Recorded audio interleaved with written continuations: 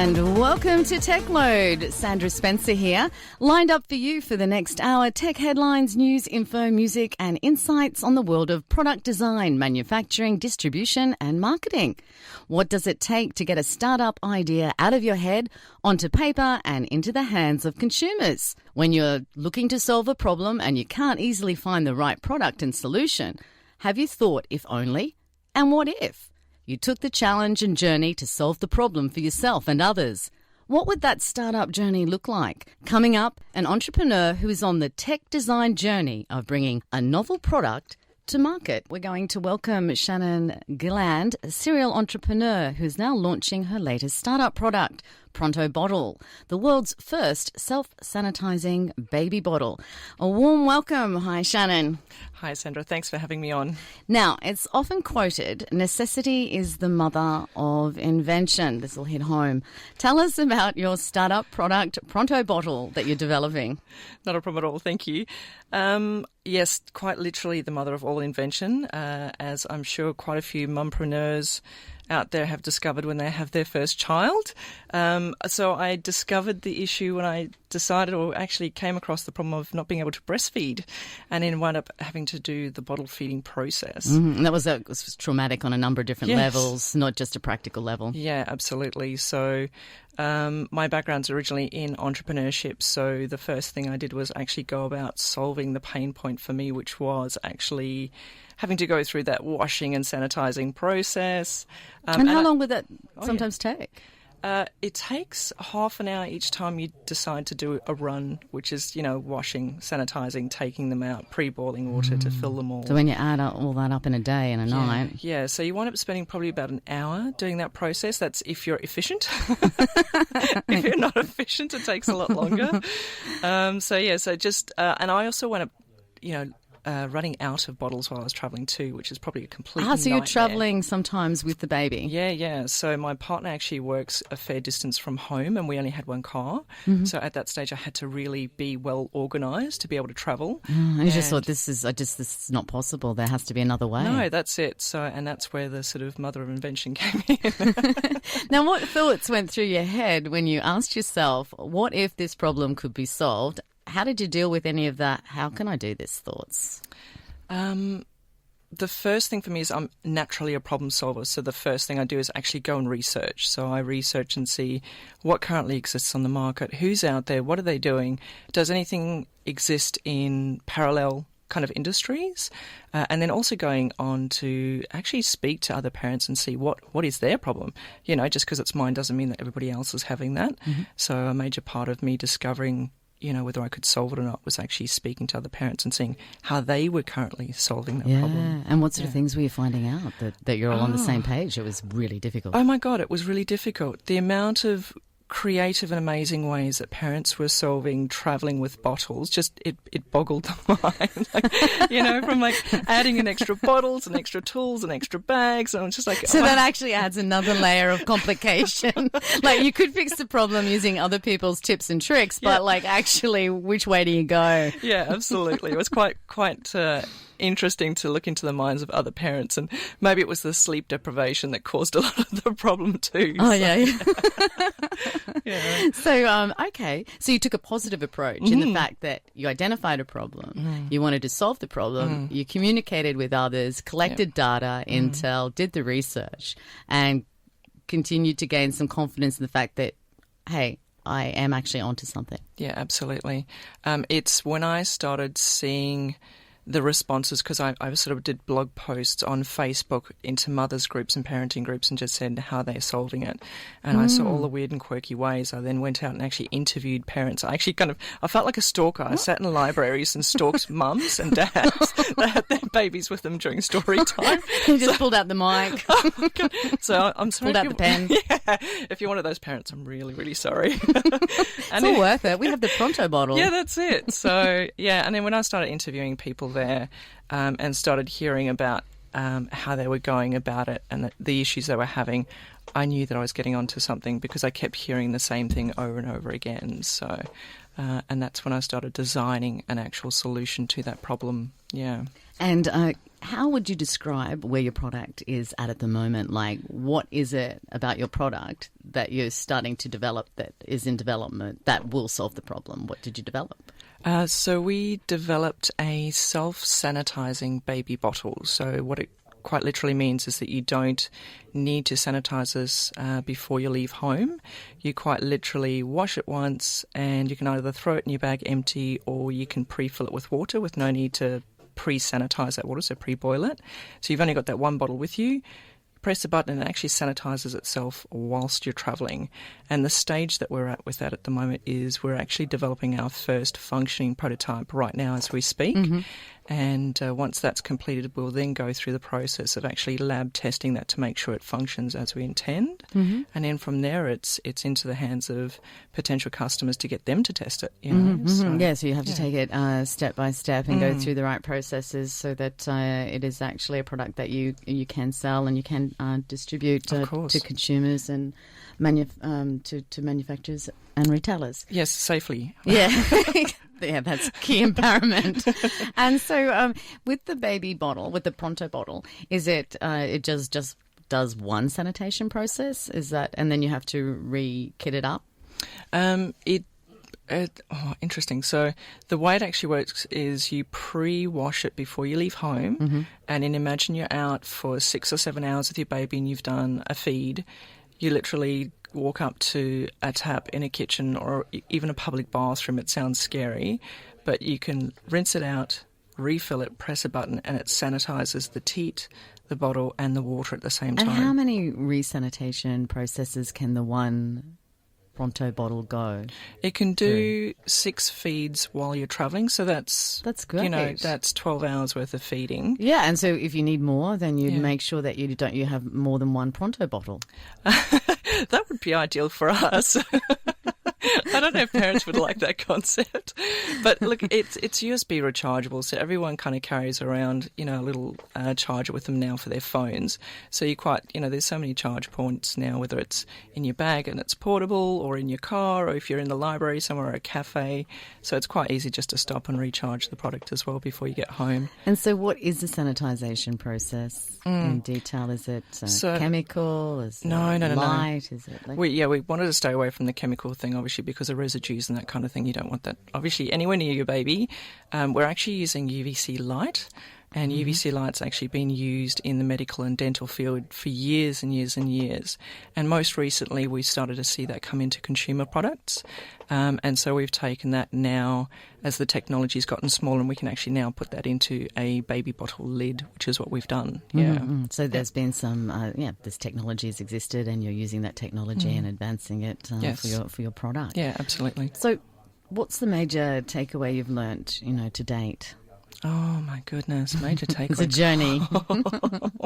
Such a journey through this process. I think the first thing, if I could go back and tell myself something, I would have found myself in a better financial position before I started this process. Because it costs you more on the financial front than you can imagine. Yeah, it does. And it's and plus it takes longer. The time frames are always kind of longer sometimes than you would envision. Absolutely. And there winds up being things that push the timeline out and wind up pushing costs out that you could never, ever kind of envision or estimate for. So the better position you are up front financially, the better you are obviously in the long run. So, and that also comes down to the practicality of the better you are financially to start off with. It means you take funding later on, which means you give away equity, less equity later on, or to start off with, if that makes sense too. So that's another thing. That's right, because there's different constraints and things that you accept with different types of funding. Yes. So the funding isn't just for you to fund yourself and your own lifestyle while you develop.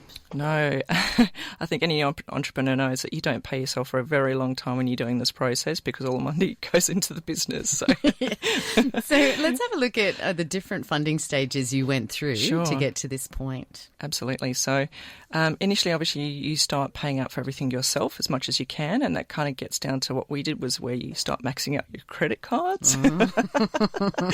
And then you get into what's typically known as the friends, family and fools round, and it doesn't quite literally mean...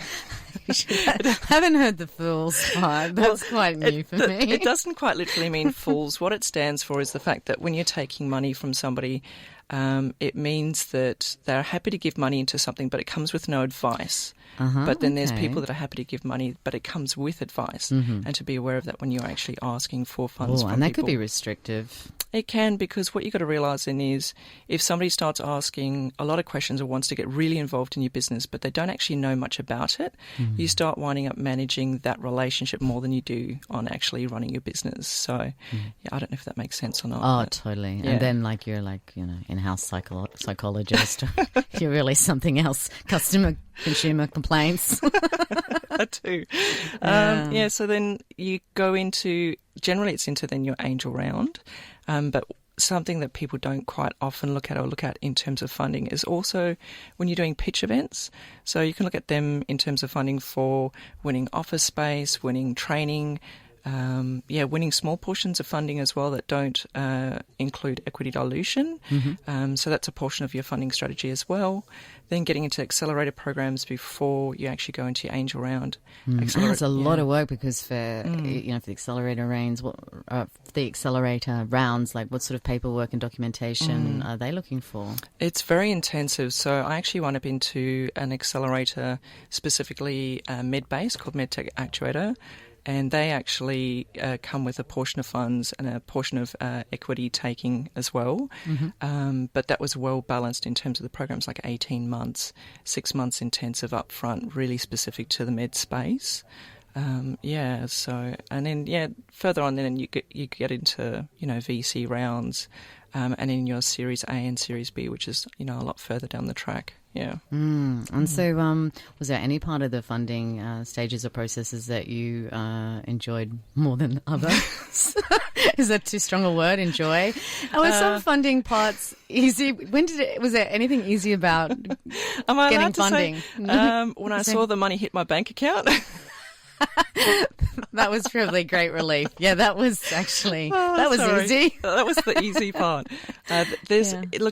Every step has a workload to it, whether you're applying for a pitch or applying for funds from friends and family. But definitely the sort of accelerator program is a lot of paperwork. It can take 2 or 3 months, depending on how organised you are, or depending on how much paperwork you've actually done prior to that. Because some people don't even think of, their business plans, their financial projections, valuing their business before they get to that stage, doing financial projections, all that kind of stuff. So if you haven't, no. And did you have a team working on that, or really a lot of it was just up to yourself? That was just a lot of it was up to myself, and then also.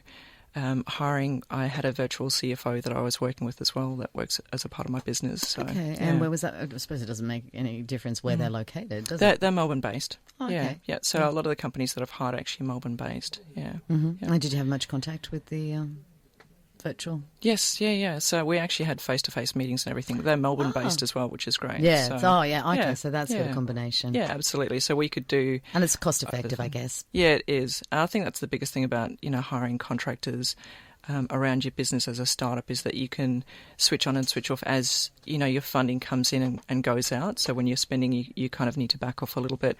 And people that are in this space understand that that's what startups do as well, because we've got to be so careful with our funds to make sure that we get to the point where we've actually developed that product. Because how many funds have you had now?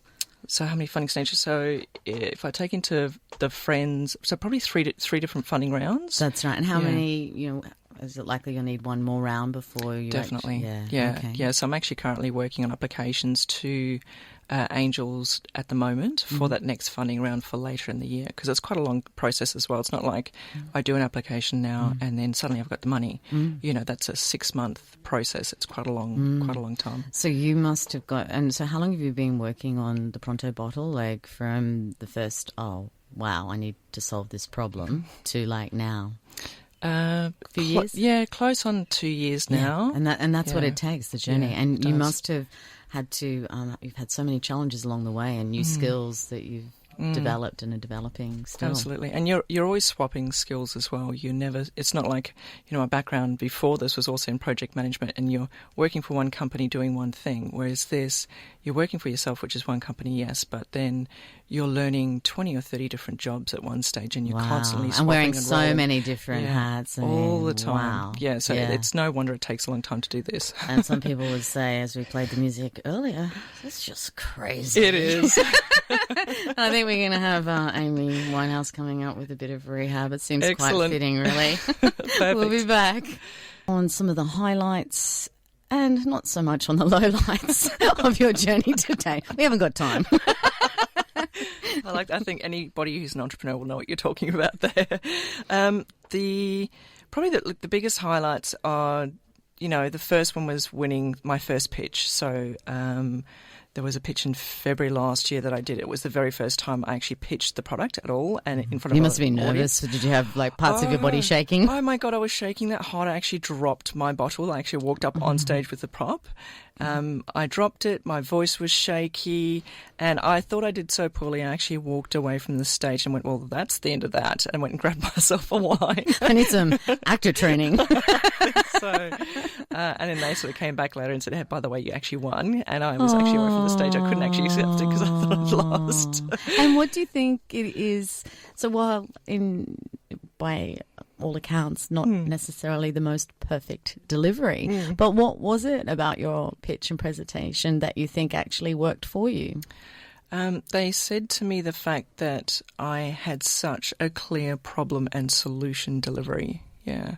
I think that's something that a lot of the entrepreneurs, when they're pitching products, struggle with delivering. Maybe where they're coming from tech backgrounds or thinking about too much on a specific feature rather than the overall. To bring it down to a simple line, to the basics, is sometimes difficult for people because they think they have to embellish or they have to decorate or dress up an idea to make it more important, when in actual fact it's the simplicity that actually nails it. Is the best. Yeah, there's not much you can fluff about when you've got 90 seconds. Hey, we've got time in the show for this 90-second pitch. Do you remember? What was the opening line? Come on, what was the opening line? Now you've got a chance. I can actually coach you too on the delivery because I have a background in that. And then I'll fail for a second time delivering my pitch and I'll walk away from the microphone. You also, previously when we were speaking, you mentioned that you were involved in a crowdfunding pitch. Can you tell us a bit about that? Oh, yeah, absolutely. So we decided to go into a crowdfunding campaign last year. And that's a long tail project, right? So that takes about 3 to 4 months in pre-prep, actually doing the crowdfunding campaign and post-prep. We went into it and it failed miserably. If you look at in terms of we didn't raise the funding that we were looking for. Did you raise something but nowhere near it? Yeah, that's it, correct. Yeah, nowhere near it. So how much were you looking for? We were looking to raise naively $200K. And that would get us through what we thought would be manufacturing and actually sending out between 5,000 to 10,000 bottles, depending on how much we actually raised. We were too soon. We were too early. We didn't take in too early, as in we hadn't had the product down into actually, past the prototype stage, you know. So, and then we didn't take into consideration the purchase to decision ratio. So mums think they can breastfeed until they can't, and then, I've got to go get a bottle. So they obviously want to be able to pick up that bottle as soon as they can. And for us, we're like, yeah, purchase this now. You're pre-planning to do a bottle, and we'll send it to you in 9 months. So oh no, perfect for pregnancy, but not they got a lot for... of things to deal with when they're pregnant. But look, we learnt a lot from the process, even though it didn't work. We learnt a lot about the consumers. We learnt a lot about what their thinking was in terms of they wanted a brand also that they could trust because it's a baby product. And also Australian consumers have never come across UVC being used in this way before. The Asia market's very used to it. They use sterilisation cabinets for their bottles. But for the Australian market, it was very, very unknown. So we had to spend a lot of time educating people, and it's something we didn't think that we had to do. So, yeah, we learnt a lot. Yeah, wow. And so, yeah, that was almost, I suppose, every step, whether it's winning or failing, you're gathering intel to take your product and to the next stage. Yeah, absolutely. Yeah. I think the biggest thing is just to remember to actually digest and actually learn from your mistakes. So what challenges are you expecting going forward? How do you think you might deal with any weaknesses that you see? The next challenges for us will actually be in ensuring we set up our manufacturing correctly. So currently we're looking at launching into the APAC region, so Australia and also Asia. So looking at China, which is pretty much a hot topic at the moment and on everybody's minds. So for us, obviously, there's a lot of risk around that we need to be taking into account, and how we actually approach that market. That's the biggest risk for us at the moment. Yeah.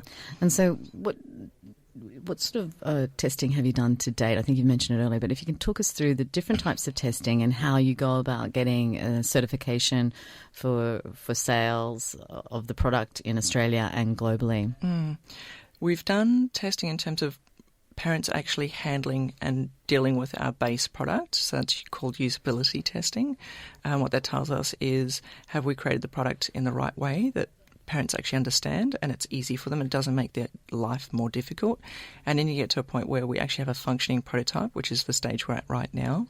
And then we put that into labs, and the lab will actually test whether or not that UV light is sanitizing the teat, is it sanitizing the water, and whether or not it will do that after you've gone through 6 feeds and you've just rinsed the bottle. And they won't just test it once; they have to test it many times in different conditions. Yes, yep, absolutely. And in post that, once we've gotten the yes, this works as intended, we'll then go through again, and we'll actually then test with lactation consultants. We'll test with maternal child health nurses. We'll also speak to our influencers as well and say, general parents, how does this work for you? Is it solving your problem? Just again, it's really good to get that feedback all the way through. And is it I suppose it is quite a lengthy process to get the certification and the approval to sell the product, and that is something that the different labs where you do the testing talk you through and guide you through. Is that right? It is. It depends on what certifications you're going through. So if you're looking specifically into medical products, there's different classifications. If we go into a class 1, which is considered a sterilising product, we can use the terminology sterilisation, and it gets quite nitty-gritty where you have to go through certain registries, TGA, FDSO, get all that testing and certification done. That takes longer. So for the moment, we're staying away from that. We're not doing that, but we're going through the actual lab testing for it. And we're saying that our product actually sanitizes, and it does kill germs and bacteria to a certain level, and it does it to the same level as your current steam sterilizer does. So that's what we're doing at the moment. Yeah. And has a lot of time at this stage gone into, any of the branding? Yeah, a lot of the time's going to the branding. And if you're going to do the APAC, I suppose you may have to do some other branding for that market. Is that Yeah, 100%. So we actually did our first lot of branding just prior to our crowdfunding campaign. And initially we were looking at just launching within Australia. So that was focused just around that market. Whereas now looking at the Asia region, we need to be very mindful of cultural influences from the different countries there, and ensure that our brand reflects not just our ethos, but also it doesn't conflict with what the Asian market are expecting in a product. What might look good for us may not translate very well to the Asian market. So that's the strategy we're going into next as well. Because there's a whole lot of things to consider. There is. The language that's used, colours, symbols. Yeah, and just the general gist of what you're trying to say. So not just the language, but does it actually translate into the sense and feeling that you're trying to get across? You've got to be careful of. Yeah. Yeah. So how big is your team at this stage? You already know the answer to this one. That's why you're laughing. Sorry. The Pronto Bottle team. It's a team of one. You said that with such confidence. That's it. You're going through to the next stage. Yeah, so it's a team of one, but I've hired the important people around me, so people who know a hell of a lot about what they're doing that I don't know. And that includes, marketing people, branding people, finance people, people that know things about actually selling your product. So people who know who to speak to in terms of wholesale strategies, distribution, all that kind of thing. Also, obviously, the design team, they know a heck of a lot more than I do. I have a 3D background as well, but they've done a lot of work on this to ensure that it's doing X, Y, and Z. Totally, and all these industries and sub-industries, they're all going through their own process of development. So, you do need to hand certain things over to people who are specialists in that area at that time. Yeah, very much so. And so you're looking to do wholesale, retailing and direct consumer market. And why is that? Why did you come to that sort of conclusion? It needs to be a pretty multifaceted approach if you're going to get into the market quickly. I think selling just to the consumer, you spend a lot of time and effort on branding and marketing your product. And when you're doing that, you might as well be doing a multifaceted approach in terms of getting it into, pharmacies, large chain retailers, boutique stores. Because they'll be helping your marketing and distribution efforts. Absolutely. And on their budget. Yeah, definitely. And look, the harder a consumer finds it to find your product, the less likely you are to have it launched successfully. So the more, the easier it is for them to find it in multiple areas, it's obviously a lot better for your consumer and a lot less frustrating too. Yeah. Now, how much research was involved and how did you go about the research to substantiate, moving forward with the Pronto Bottle and the product design? Oh my God, I think I couldn't even put down in hours how much research I've done on this product. So there's a lot of research in the front end when you're first looking at this. So I had my problem. I then went into investigating what was currently out there, what technologies currently existed, looking at, do those products solve what I'm thinking that it's actually going to solve, and then going, no, that doesn't solve it. What's the next technology? So you spend a lot of time in the beginning actually researching. And that's not just about the technology. You also do a lot of time researching with parents and your possible consumer. And you spend a lot of time setting up campaigns to get feedback from parents, to build the trust, to get them to talk to you, and then going back and then reconfirming when you've got, okay, hey, I've done this and I've changed that. Does this now solve that problem? Oh, no, it doesn't. Okay, well, what do you think about this? It doesn't sound like in this phase you had any time to really have any negativity, because if you did, you're probably eating, sleeping, breathing, dreaming about the Pronto Bottle or what's to be, and you really wouldn't have the energy to have too much negativity, I would imagine. You'd think so. Like we had a bit of negativity in terms of if you talk about, failures before, when that crowdfunding failed, it was a huge knock. It was a massive knock to not just to my ego, but to my spirit, and just going, oh my God, what have I done? Consumers clearly, they don't want it. What is going on? And I think it took me, a good 2 or 3 weeks to get myself righted again and to feel like I was back in the headspace to nail it and to keep going. And how did you do that? Did you get any mentorship in that, or did you get any assistance with that? Or did you just pull yourself out of that mindset yourself? To be honest, the best thing was actually my husband. My husband's been an amazing support through this. So he's been the one that hands me the glass of wine and says it's going to be okay.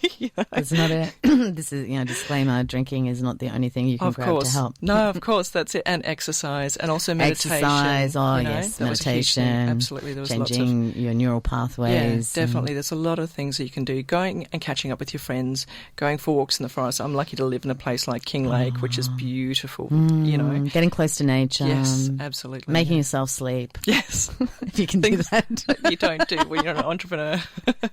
But really important, because to have new ideas and to build on those ideas, you actually sometimes need a state of peace and relaxation for that new energy to kick-start new ways of solving problems. Absolutely. And also getting mentors on board as well. So I had a business mentor pretty much almost from the beginning of last year anyway. Oh, and how did you go about finding a mentor? It was actually the strangest random combination of coincidences. My neighbour actually was one of the founding people for the Swinburne's Entrepreneurship and Innovation almost 20 years ago.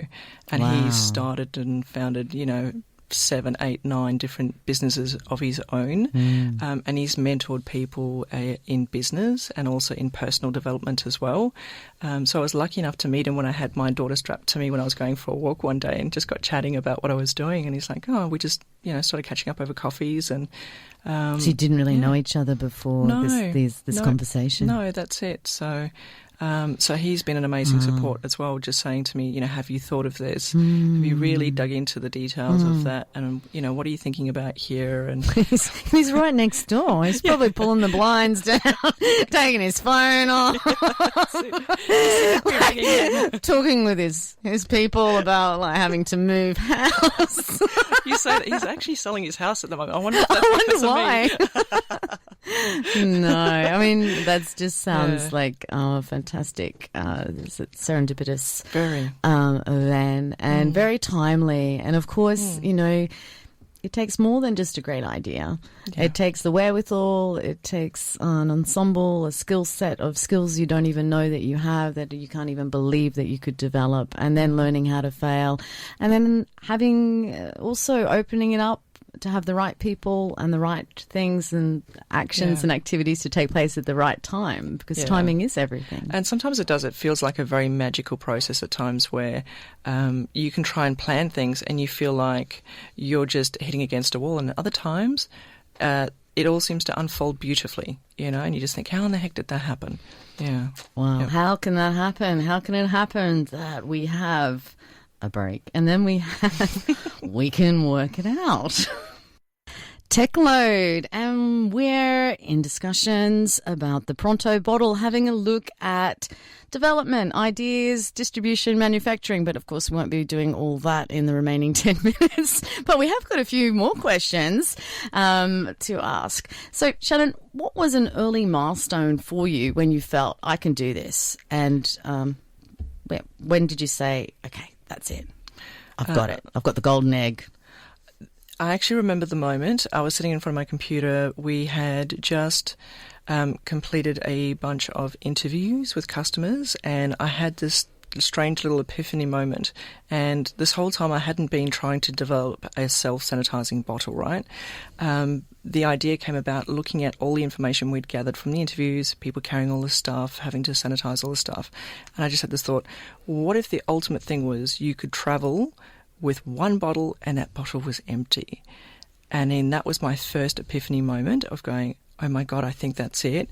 And in researching whether that was even possible, and in finding the tech, and in looking at the tech and going, it's being implemented in other products, this has got to be possible. And that's the thing. It. That was the moment. That was like the stars aligned. All the work that you'd been doing. How many months into this process was it? Like weeks or that would have been a year? That would have been 6 months part-time into the process, and like just in that first initial problem solving, like problem discovery, you know. Yeah, and all the things just came together, and that was like that momentum moment. Keeping in mind, I was actually looking after a 1.5-year-old at this stage, so it was part-time doing that and part-time doing research. So you like to have a challenge. Always. And so tell us a bit how your background, in South Africa has helped you to develop a problem-solving mindset. Absolutely. So, I was born on a farm in South Africa, and we were sort of, 20 k's from the nearest town, and there was this Afrikaans saying, but I'll say it in English, and it translates to farmer makes a plan, because you couldn't just go off to the store to buy something to fix whatever it had broken. You quite literally had to pull together the resources and the assets you had right there and then. Because it's too far away. Absolutely, yeah. And because the shops there, we had the tiniest town. It'd be like going, I can't even think of a town, like somewhere really, really little that didn't have all the fancy stuff you do now. And that was sort of instilled in me since I was a kid. And ever since then, and even my mindset, I've always been a problem solver as a kid. And that's gone into my work, getting into project management, which has been perfect for me, because that's what project managers do. Totally. So you were working on a lot of tech sort of startups in project management before you started work on the Pronto Bottle. Can you tell us a bit about that? Yeah, absolutely. So I actually moved to Melbourne from Adelaide after I first arrived from South Africa. And I came here to study a bachelor's in animation, but I didn't fall into an animator's role. I actually found a project manager's role, and that then sort of went into me starting my first business with my business partner, and we started a mobile development studio and started working on client work. And then I sold my portion of the business to him, and actually went and worked for Electronic Arts, which is a major global games development studio. Oh, that's exciting. Yeah, and I worked as a project manager on one of their titles, and that gave me a lot of experience. And working with lots of different industry professionals and people with different backgrounds. Absolutely. It taught me a lot about just managing managing teams, managing projects, workflows, that kind of thing, which has been really good for the business that I'm working on now. From there it was then studied entrepreneurship and innovation, and that was just before I had my daughter. I was actually working on a different idea then, but then I got pregnant, took the time off to spend with her, and then it was that real immediate pain point. Every couple of hours you're reminded of this is a problem. That's it. Why hasn't somebody solved this? Oh my God. So what are the different stages that will be involved in bringing your product to market? So what stages have you gone through and what stages are left? Just recap on this. Sure. There's a lot of stages that kind of come through this process. So your initial stages tend to be obviously that problem discovery, and then the solution discovery, going through doing your first lot of design work, going back doing usability testing with your customers, finding if you've got problem solution fit. So again, going through and testing that however you decide to test that. Then going and raising funds as well to get you through to a certain stage, developing your go-to-market strategy, your business plan, and in deciding, will that be then to go through and license your product in the end? Do you want to partner with somebody, or do you actually want to go through to the manufacturing phase? So there's a lot of different approaches to the end portion of your business. And we're kind of getting to the end portion now, whether we manufacture ourselves, license, or partner with somebody. And that's exciting. So can you describe what you think how do you think the startup ecosystem is working in Australia? I can probably only just talk to it as how I've experienced it, and I found it, there's a lot out happening at the moment in Melbourne specifically. There tends to be what seems like a lot of funding coming through. But depending on who you speak to, I've spoken to angels and VCs who've said, yes, there's a lot of funding coming through, and others that have said, look, there's still not enough to support the ecosystem, the growth in the ecosystem that's happening at the moment. There are so many ideas coming through, so many amazing startups that are coming through. The money just from Australia. Yeah, so just, you're looking just overseas? Australia. So you're looking at some angel investors from overseas at the moment as well, or you will do perhaps? I will do. So I've just gotten into another accelerator, which is specifically for Asia and Australia relationships, and a portion of that will actually be going over to China, obviously virus dependent, and actually starting conversations with investors over there to see whether or not anyone's actually interested in investing in this type of product. So, and are the accelerator programs that you've been involved in, are they actually fast? Fast in what terms? In terms of progress? Yes. Like, it sounds like accelerator, sounds like it's some ride. It is one hell of a ride. The program that I got into, the first one, MedTech, was a 6-month intensive program. So 1 week every month in really intense masterclasses and everything from licensing. It's like being on like Business Big Brother or something that doesn't really exist. Yeah, that's all right. But yeah, totally. And it's important, I think, because as a startup, you can get so distracted with working on where's my product going to go, what's this going to look like, that you forget the fundamentals of looking sometimes at the bigger picture. So this is moving you on the different levels and stages and different fronts that you need to move on simultaneously. Yes. And that's what's accelerating very you much forward, because you're not just getting stuck on the thing that you like to do or the thing that you can easily do. You're aware of everything you need to move on at the same time. Yep, you've nailed it. Yeah, and what they try to do is line that up in a process that makes sense to you at the stage of the business you're at. So that may look like product development to start off with, then moving into a business model, then moving into manufacturing, moving into... So it's all bespoke and custom for each individual business? No, it's not. No. So the one I got into was MedTech, so medical technology, and it was a broad spectrum look at, if you're developing a medical device, how you would need to go about that process and classifications and requirements. So it seems that you would want to be on the right accelerator program. Some 100%. Companies may be on the, not the best choice of accelerator program, and that could be time wasting to a point. Absolutely. I think the accelerators do quite a good job at actually vetting people out, though. So these processes, like I said before, are quite intensive, require a lot of paperwork, and they obviously vet you coming through saying, are you tech-based, are you software-based, are you hardware-based, are you medtech, are you SaaS, all of those things. So you take that obviously into account when you're applying as well. So advice for anyone who may be out there who would like to take their first steps with a startup, what would you say? Get yourself into an excellent, if you can, financial position before you do it. Get the support around you as soon as you can. Get a mentor as soon as you can. Hopefully one that lives next door to you. I'm going to look for one of those. I might have to move house a few times. I have no idea. I'll put it out there. I'm going to meditate more, sleep more. It'll come. That's where you can only try, right? So those are probably the biggest things. And then also one that I haven't mentioned so far is get into a co-working space that is within the same sort of system that you're working on. So either a tech co-working space or female-friendly business startup, whatever it is. And that has good Friday afternoon drinks. Oh, absolutely. And meditation. And business support. Yeah. Absolutely. Yeah. So before we go, what excites you generally about tech? Just the plethora of things that are coming out, the ways in which people are solving problems that I haven't even thought of, things that just make people's lives easier, either cheaper, or even things that are coming out into third world space, things that are tackling, especially at the moment, plastic and the environmental impact. That's what gets me excited. And tech that surprises you? Tech that surprises me. Maybe because it's the space that I'm in now is the medtech space. Okay. I never thought of medtech as being sexy or interesting. It is now, pronto. Yeah, that's it. But seeing the tech that's coming into it now that are just making people's lives easier is just amazing. Yeah, I love it. Oh, thank you so much, Shannon. It's been an absolute delight. So that's the Pronto Bottle. And great to have your company here on Tech Load. Join me, Sandra Spencer, on Southern FM next week with more tech news, info and experts, Wednesdays 6 to 7 p.m.